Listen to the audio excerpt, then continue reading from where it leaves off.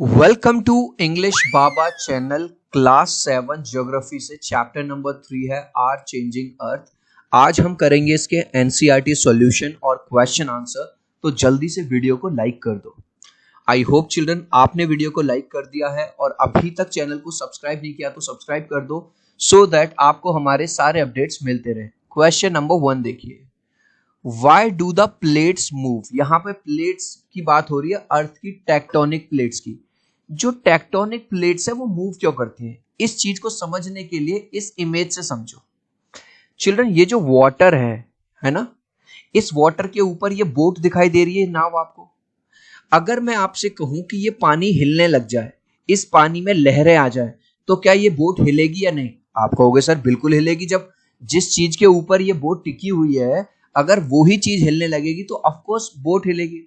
तो सेम चीज ये होता है कि जो हमारी अर्थ है, ठीक है, अर्थ के अंदर जो मैग्मा है, मोल्टन मैग्मा, जब वो मूव करता है, ठीक है, तो उसकी जो टेक्टोनिक प्लेट्स हैं वो भी मूव करती है। तो आंसर कैसे लिखोगे? Plates move due to the movement of the molten magma. तो एक तरह से ये जो वाटर है, इस चीज को आप ये समझ के चलो कि ये तो है मोल्टन मैग्मा, है ना, और ये जो बोट आपको दिखाई दे रही है इसको मान के चलो प्लेट्स है। तो भाई अगर मोल्टन मैग्मा मूव करेगा, हिलेगा, तो बोट तो मूव करेगी ही। तो उसी तरह से ये होता है। तो plates move due to the movement of the molten magma, जो किसके अंदर मिलता है? Found in the earth, earth के अंदर मिलता है। Next question, what are exogenic and endogenic forces. इसको भी हम इमेज से समझेंगे। चिल्ड्रन हमारी अर्थ के सरफेस पे, यानी कि एक तरह से मोटा मोटा कहूं तो अर्थ के ऊपर जो भी फोर्सेस लग रहे हैं सरफेस पे, उनको तो कहा जाएगा एक्सोजेनिक। एक्सोजेनिक का मतलब बाहर से, और एंडोजेनिक का मतलब है अंदर से। जो भी फोर्स अंदर से लग रहे हैं, ठीक है, उनको क्या कहा जाएगा? एंडोजेनिक। तो एंडो का मतलब अंदर से और एक्सो का मतलब बाहर से। अब इसी बात को हम अपने वर्ड्स में लिख देंगे। The forces that act on the earth surface are called exo. जो अर्थ की सरफेस पे लगेंगे, देख रहे हो, ये सरफेस के ऊपर, ये तो है exogenic. The forces that act in the earth interior, जो अर्थ के अंदर से फोर्स लगा रहे हैं, वो क्या है? वो है एंडोजेनिक। तो बस एक चीज का ध्यान रखना है, अर्थ की सरफेस पे लगेगा तो एक्सोजेनिक है, और अर्थ के इंटीरियर पे लगेगा तो एंडोजेनिक। ठीक है, next, what is erosion. Children ये वाला क्वेश्चन आप पहले भी पढ़ते आए हो, 5th में भी 6th में भी। इरोजन कैसे हो सकता है? विंड से हो सकता है, वाटर से हो सकता है। अगर आपको सिंपल लैंग्वेज में इरोजन बताऊं तो किसी भी चीज का टूटना, है ना, कम होना, क्षय होना। यहां पे इस इमेज को देखो, ये जो लैंड का पार्ट था, ये किसकी वजह से अलग हो गया? अरे सर बच्चा भी बता देगा कि बार बार पानी यहां पे आया, बार बार पानी यहां पे आया, इसकी वजह से ये इरोड हो गया और ये पार्ट अलग हो गया, इससे टूट गया। ठीक है, अब ये वाला फिगर देखो, ये डेजर्ट का है। अब यहां पे जो हवा चल रही है, उसने ये स्ट्रक्चर ऐसा रहा होगा, एक टाइम पे इस तरह से रहा होगा, लेकिन इसका जो नीचे वाला पोर्शन है, इसको क्या कर दिया? बार बार यहां की मिट्टी उड़ा के ले गई। कौन? हवा। ठीक है, अभी हमने पानी वाला एग्जांपल देखा था, तो ये भी क्या है? इरोजन है। तो आंसर कैसे लिखेंगे? The wearing away of the landscape. Landscape का टूटना, फूटना, खराब होना, क्षय होना बाय वेरियस एजेंट, अलग अलग एजेंट से, चाहे वो विंड से हो, चाहे वो वाटर से हो, चाहे वो आइस से हो, इन सबको क्या कहा जाता है? इन सबको कहते हैं erosion. Next, how are flood plains formed. सबसे पहले आपको फ्लड का मतलब समझना होगा। फ्लड होती है, बाढ़ आ जाती है, कई बार आपने न्यूज वगैरह में भी देखा होगा। तो चिल्ड्रन जब बाढ़ आ जाएगी तो यहां पे ये देखो, ये जो पानी का बहाव ऐसे जा रहा था, ये बाहर आने लगेगा, तभी तो बाढ़ कहेंगे। तो जब ये बाहर आने लगेगा तो बाढ़ के साथ जो मिट्टी, कंकड़, पत्थर, वो भी बाहर की तरफ आ जाएंगे। तो जब ये बाढ़ खत्म हो जाएगी तो पानी तो अपना चला जाएगा, लेकिन वो जो मिट्टी, कंकड़, पत्थर है वो वहीं पे रह जाएंगे, और इस तरह से प्लेन्स फॉर्म हो जाते हैं। आंसर कैसे लिखोगे?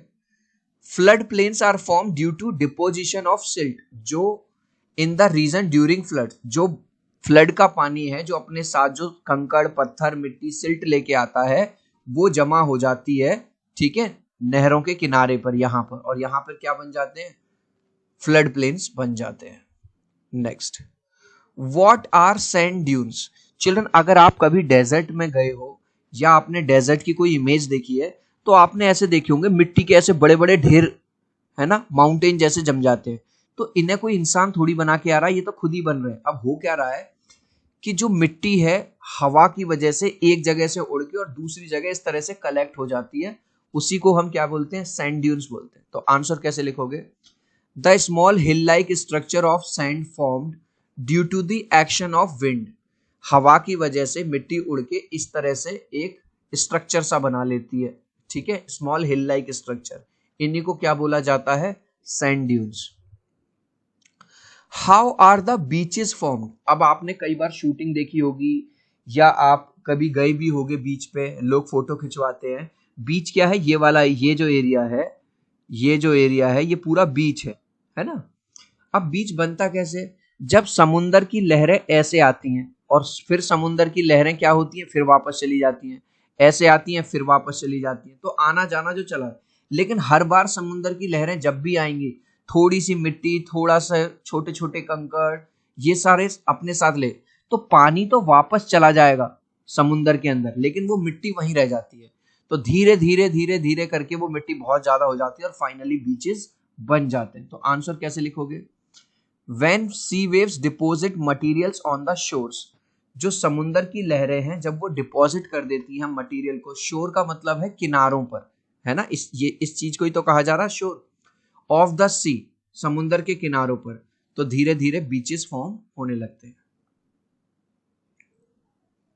Next question, what are the oxbow lakes. Oxbow lakes क्या होती है, गाइस आपने कई बार देखा होगा जो रिवर है वो ऐसे फ्लो नहीं करती, रिवर ऐसे फ्लो करेंगी, इधर से जाएंगी, इधर जाएंगी, फिर इधर जाएंगी, फिर इधर मुड़ जाएंगी, फिर इधर आएंगी, इधर जाएंगी, इधर जाएंगी, है ना, ऐसे ऐसे ऐसे फ्लो करती है। तो यहाँ पे एक रियल फिगर देखो, ये क्या फ्लो कर रही है, ये एक रिवर है। अब कभी कभी क्या होता है कि जो रिवर ऐसे करके ऐसे जा रही थी वो डायरेक्ट अपना कोर्स बदल के यहां मिल जाती है, इस चीज को हम यहां समझते हैं बेहतर। ये देखो, जिस रिवर को ऐसे जाना था, ऐसे जाना था, ठीक है, तो वो ये वाला दोनों पार्ट एक दूसरे से मिल जाते हैं और ये अब पार्ट अलग हो जाता है। ये दिख रहा है, ये वाला पार्ट अलग हो गया, और इस तरह से ये अलग होने पर क्या बना लेते हैं, ये बना लेते हैं बोलेक्स। तो आंसर कैसे लिखेंगे, When the meander loop is cut off from the main river, देख रहे हो, मेन रिवर ने अपना रास्ता बदल दिया और ये वाला जो पार्ट है, ये वाला पार्ट अलग हो गया बिल्कुल, ठीक है, it forms a cut off lake, ठीक है, यही एक कट ऑफ लेक बना लेता है और इसी को क्या बोलते हैं हम, ऑक्सबो लेक्स। गाइज अभी तक इस वीडियो को यार एक लाइक नहीं किया है ना, तो प्लीज यार एक लाइक कर देना। इस तरह से पूरे YouTube पे किसी ने नहीं समझाया होगा हर क्वेश्चन को विद इमेज प्रॉपर डायग्राम के साथ। तो अगर मेरी मेहनत आपको अच्छी लग रही है तो आपके एक लाइक से, एक सब्सक्राइब से बहुत मोटिवेशन मिलता है गाइस। तो मैं 3 तक काउंट करूंगा, प्लीज वीडियो को लाइक कर देना, 1 2 3। आई होप चिल्ड्रन आपने वीडियो को लाइक कर दिया है, चैनल को सब्सक्राइब कर दिया है। Thank you guys.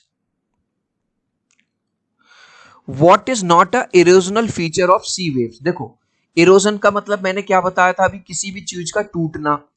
तो क्लिफ भी टूटने से बनती हैं और सी केव भी, तो ये दोनों तो हो नहीं सकते। हाँ, बीच कैसे बनते हैं, वो इरोजनल फीचर नहीं है। बीच कैसे बनेगा, समुद्र की लहरें आएंगी, मिट्टी वगैरह यहाँ रह जाएगी, तो डिपॉजिट होता जाता है। तो राइट आंसर होगा beach. The depositional feature of glacier is, glacier का जो डिपोजनल फीचर है उसको मोराइन बोला जाता है। विच is caused by the sudden movement, ये तो सब जानते हैं, अर्थ जब मूव करती है सडन मूवमेंट तो उसको क्या बोलते हैं, sorry, which is caused by the sudden movement of the earth, earth के सडन मूवमेंट से क्या होता है गाइस, यहां पे ना एक ऑप्शन गलत दे दिया, यहां वॉल्केनिक की जगह यहां राइट आंसर होगा अर्थक्वेक, ठीक है, तो आप इसको कर लीजिएगा। भाई हिंदी में बोलते हैं भूकंप, जैसे हल्का सा मूवमेंट होता है अर्थ में, सडन मूवमेंट से आपने देखा होगा बड़ी बड़ी बिल्डिंग कलेप्स कर जाती हैं, गिर जाती हैं, ठीक है। Mushroom rocks are found in, mushroom rocks कहां मिलती हैं? डेजर्ट में, रेगिस्तान में। ऑक्सबो लेक्स अभी हमने देखा था, है ना, कहां मिलेंगी? रिवर वैलीज में मिलेंगी। अब है चिल्ड्रन मैच द फॉलोइंग, तो सीधे इसके आंसर देख लेते हैं। भाई ग्लेशियर क्या है? एक बर्फ का पहाड़ है, रिवर एक तरह से आइस। मिएंडर्स किस में मिले? मिएंडर्स क्या है? रिवर्स के पार्ट है। बीच कहां मिलेगा? समुद्र के किनारे पे, सी शोर पे। सैंड ड्यून्स अभी हमने देखा था, सैंड ड्यून्स कहां बनेंगे? वो डेजर्ट में बनेंगे। वाटरफॉल से क्या होगा? हार्ड बेडरॉक बनेगा। अर्थक्वेक क्या है? वाइब्रेशंस हैं, अर्थ में जो वाइब्रेशंस होती हैं। अब नेक्स्ट क्वेश्चन पूछ रहा है गिव रीजंस, आपको रीजन बताना है। Some rocks have a shape of a mushroom, अभी हमने एमसीक्यूज में किया था। चिल्ड्रन अगर आपने मशरूम की सब्जी कभी खाई हो, आपकी मम्मी कभी लेके आई हो, तो मशरूम ना इस तरह की शेप का होता है। तो इसी इसी के नाम पे इन रॉक्स का नाम भी मशरूम रॉक्स पड़ गया, क्योंकि ये मशरूम की तरह लगती है। तो अब ये बनती कैसे हैं? एक्चुअली मशरूम रॉक्स मिलती हैं ज्यादातर डेजर्ट में। होता क्या है कि स्टार्टिंग में ये स्ट्रक्चर इस तरह का था पूरा, लेकिन हवा की वजह से, हवा ने क्या किया, नीचे वाले पोर्शन को ज्यादा इरोड किया, यानी कि इसकी जो मट्टी है उसको ये उड़ा के ले गई, और नीचे से ये धीरे धीरे धीरे, लेकिन ये मत सोचना ये 2 दिन में हो गया, इसमें बहुत साल लग जाते हैं, और इस तरह की शेप आ जाती है जब वो नीचे से ज्यादा इरोड होगा और ऊपर से कम होगा, मशरूम जैसी। तो आंसर देखो कैसे लिखेंगे। It is because they are formed when winds erode the lower part of a rock more than the upper part। अब यहां पे देखो, जैसे ये एक स्ट्रक्चर है, अब हम इसके लोअर पार्ट को एरोड करते जाएं, खत्म करते जाएं, खत्म करते जाएं, तो ये लोअर पार्ट तो पतला हो जाएगा, और ऊपर वाला पार्ट कैसा हो जाएगा? ऊपर वाला पार्ट हो जाएगा बड़ा, तो एक मशरूम वाली शेप बन जाएगी। तो इस तरह से ये होता है। Flood plains are very fertile, अभी हमने थोड़ी देर पढ़ा था फ्लड प्लेन्स कैसे बनते हैं। अब भैया जब फ्लड आएगी रिवर में, तो रिवर का जो वाटर है वो बाहर निकल के आएगा, साइड साइड में निकल के आएगा। अब जब रिवर आती है तो वो अपने साथ क्या लेके आएगी? मिट्टी, छोटे छोटे कंकड़ पत्थर, मतलब जिसको बोला जाता है सिल्ट। ये जो सिल्ट होता है इसमें बहुत ज्यादा रिच मिनरल्स होते हैं। अब वो मिनरल्स इस मिट्टी में मिल जाएंगे, तो ये जो प्लेन्स हैं क्या बन जाते हैं? बहुत ज्यादा फर्टाइल। इसीलिए आपने देखा होगा कि रिवर के आसपास वाला जो एरिया होता है वहां पे बहुत अच्छी क्रॉप्स उगती है। वाई? क्योंकि फ्लड प्लेन्स में की वजह से यहाँ की जो सॉइल है वो बहुत ज्यादा फर्टाइल हो जाती है। तो आंसर कैसे लिखोगे? Flood plains are fertile because rivers deposit layers of fertile soil, क्योंकि रिवर की वजह से जो बहुत ज्यादा फर्टाइल सॉइल होती है और सेडिमेंट्स होते हैं वो यहाँ पे डिपॉजिट होने लगते हैं। Sea caves are turned into stacks, जो सी केव्स, चिल्ड्रन आपने मूवीज वगैरह में देखे होंगे, यहाँ पे शूटिंग वगैरह होती है अक्सर, है ना।